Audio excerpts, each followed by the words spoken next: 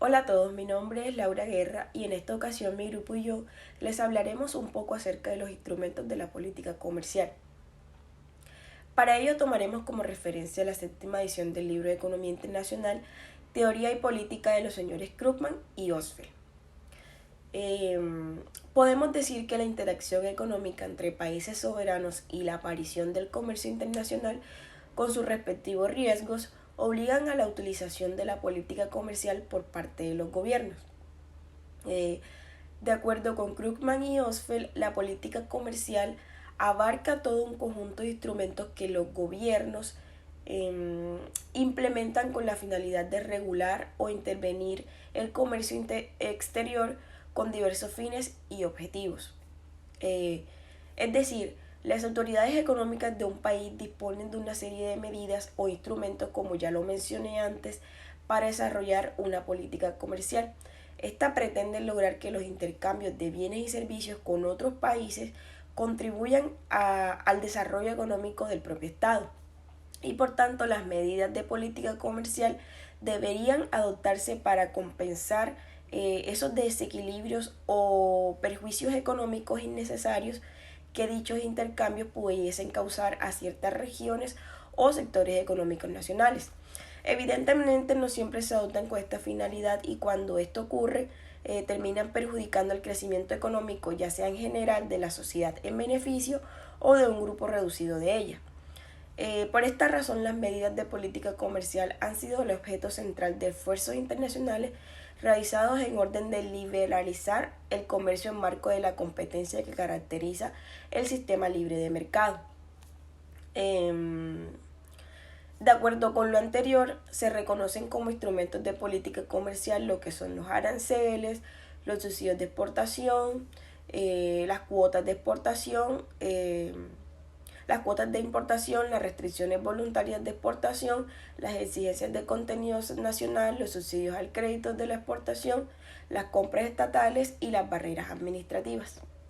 Tenemos que el arancel es un impuesto que se aplica sobre la importación de una mercancía determinada para que pueda ingresar a un país. Existen los aranceles fijos y los aranceles ad valorem. Los aranceles fijos son una cantidad fija exigida por cada unidad de bien importado. Por ejemplo, que por cada tonelada de cemento se paguen 450.000 pesos en arancel, y los aranceles ad valorem son impuestos exigidos como porcentaje del valor de los bienes importados. Esto quiere decir que un producto con valor de 50.000 pesos tiene un arancel ad valorem del 4%. Para calcular el impuesto a pagar se tiene que calcular el 4% de 50.000, que esto da un resultado de 2.000 pesos, es decir, que el impuesto ad valorem es de 2.000. La importancia de los aranceles ha disminuido en los tiempos modernos porque los estados generalmente prefieren proteger las industrias nacionales mediante una variedad de barreras no arancelarias, tales como cuotas de importación, que son limitaciones a la cantidad de importaciones, y restricciones a la exportación, que son limitaciones sobre la cantidad de exportaciones. Normalmente son impuestas por los países exportadores a solicitud del país importador. No obstante, la comprensión de los efectos de un arancel continúa siendo una base esencial para entender las otras políticas comerciales. Para entender el tema de oferta y demanda en un comercio de una sola industria, supongamos que hay dos países, nuestro país y el extranjero, que consumen y producen trigo que puede ser transportado sin coste entre los países. En cada país, el trigo es una industria competitiva en la que las curvas de oferta y demanda son una función del precio del mercado. Normalmente, la oferta y demanda de nuestro país dependerá del precio en nuestra moneda y la oferta y demanda extranjera dependerán del precio en la moneda extranjera. Pero supongamos que el tipo de cambio no se ve afectado por cualquier política comercial acometida en este mercado. Así, mostramos los precios en ambos mercados en moneda de nuestro país. El comercio tendrá lugar en este mercado si, cuando no hay comercio, los precios son diferentes. Supongamos que, sin comercio, el precio del trigo es más alto en nuestro país que en el extranjero. Permitamos ahora el comercio exterior. Puesto que el precio del trigo en otros países es mayor que el precio en el extranjero, comienza a transportarse trigo del extranjero a nuestro país, la exportación de trigo aumenta su precio en el extranjero y lo reduce en nuestro país hasta que la diferencia de precios haya sido eliminada. Para determinar el precio mundial y la cantidad intercambiada es útil definir dos nuevas curvas, la curva de demanda de importaciones de nuestro país y la curva de oferta de exportaciones del extranjero, que se deducen de las curvas de oferta y demanda interiores subyacentes. La demanda de importaciones de nuestro país es el exceso de lo que los consumidores nacionales demandan sobre lo que los productores ofrecen.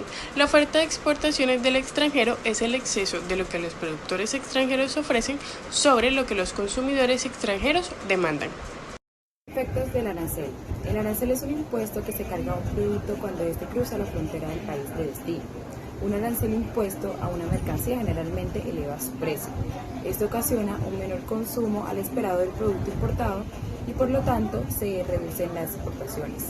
Esto favorece a la industria naciente nacional, se crea un comercio estratégico y sobre todo una protección contra las prácticas desleales del comercio exterior, que sin duda es lo más primordial en el establecimiento de un arancel a un producto de importación o exportación. También es por ello que a la exportación la mayoría de las cuotas son exentas, puesto a que lo que se busca es fomentar la exportación de productos nacionales y abarcar un mayor mercado internacional. De los efectos que tiene el arancel se pueden encontrar varios, entre ellos el aumento de precio de coste del producto importado, igualándolo con el precio de los productos de producción nacional. Otro efecto es la reducción del número de importaciones y el descenso del excedente del consumidor.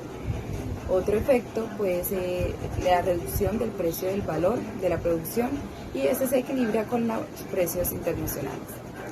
Por lo tanto, los comerciantes que importan productos del extranjero a este país lo hacen si el precio de este país excede al del extranjero, causando que si el producto no es importado pueda surgir un exceso de demanda en este país y un exceso de oferta en el extranjero. En este país, al momento de incluir el arancel, los productores ofrecen más a un precio más elevado y los consumidores demandan menos, causando que se demande también menos importaciones. En cambio, en el extranjero se reduce la oferta a causa de un menor precio, se aumenta la demanda y de este modo las exportaciones son menores. Los costes y los beneficios de un arancel. Un arancel incrementa de precio un bien en el país importador y lo reproduce en el país exportador. Debido a estos cambios de precios, los consumidores pierden en el país importador y ganan en el país exportador. Los productores en el país importador y pierden en el país exportador. Además, el Estado que impone el arancel obtiene ingresos para comprar esos costes y beneficios. Es necesario cuantificarlos. El método para medir los costes y beneficios de un arancel depende de dos conceptos muy comunes del análisis microeconómico: el excedente del consumidor y el productor. La valoración de los costes y beneficios. Como se ve en la figura 8.9, ilustra los costes y beneficios de un arancel para un país importador. El arancel aumenta el precio nacional de PM a PT, pero reproduce los precios de los exportadores extranjeros de PM a P por T. La producción aumenta nacional de O1. De O1 a O2, mientras que el consumo se reduce de D1 a D2.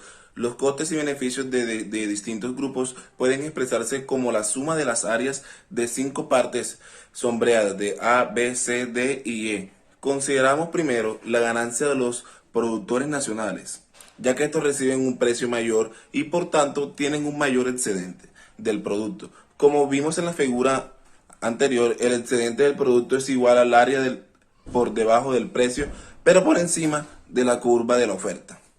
Antes del arancel, el excedente de producto era igual al área por debajo de PM, pero por encima de la curva de oferta.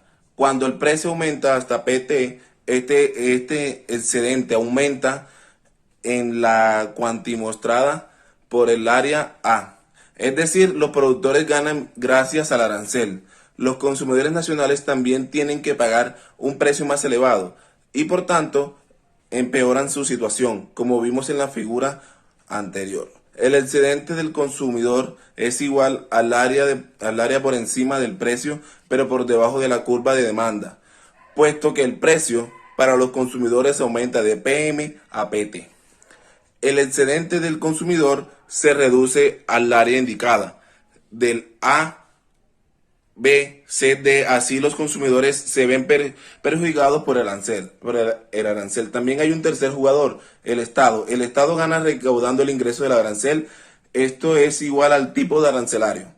T, multiplicado por el volumen de importaciones, QT por ciento de 2.02, puesto que T por ciento PT del ingreso del Estado es igual a la suma de las áreas C y E, puesto que estas ganancias y pérdidas afectan a diferentes personas. La evaluación general de los costes y beneficios de un arancel dependen de la importancia que otorguemos a $1 de beneficio para cada grupo. Si, por ejemplo, la ganancia de los productores benefician principalmente a algunos ricos propietarios de los recursos, mientras que los consumidores son en promedio más pobres.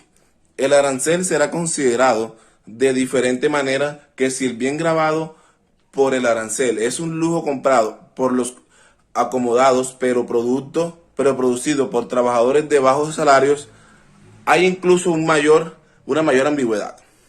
En cuanto al papel del Estado, utiliza ingresos para financiar servicios públicos de vital necesidad a los que derrochan en tapas de retrete de $1,000 cada una.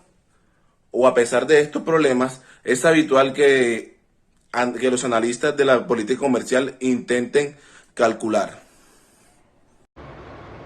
Los aranceles son la política comercial más simple, pero en el mundo moderno muchas intervenciones gubernamentales en el comercio internacional adoptan otras formas, tales como subsidios a la exportación, cuotas de importación, restricciones voluntarias de exportación y exigencias de contenido nacional.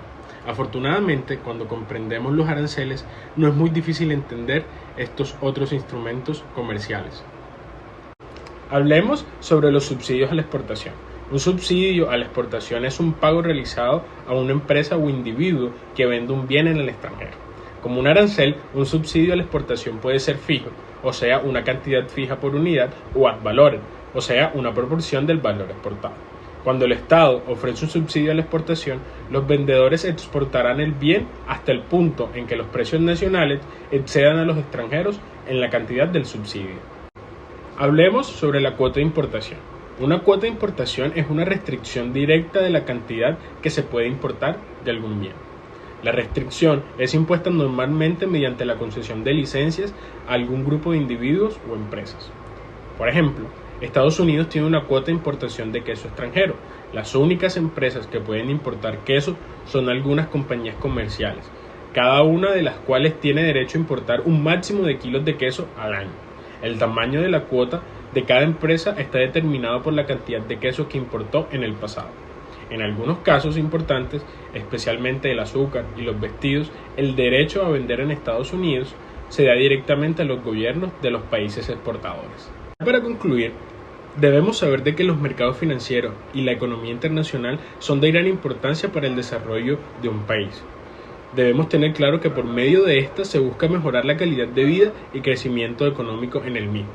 Debemos tener claro también cuáles son los componentes más importantes de una economía internacional.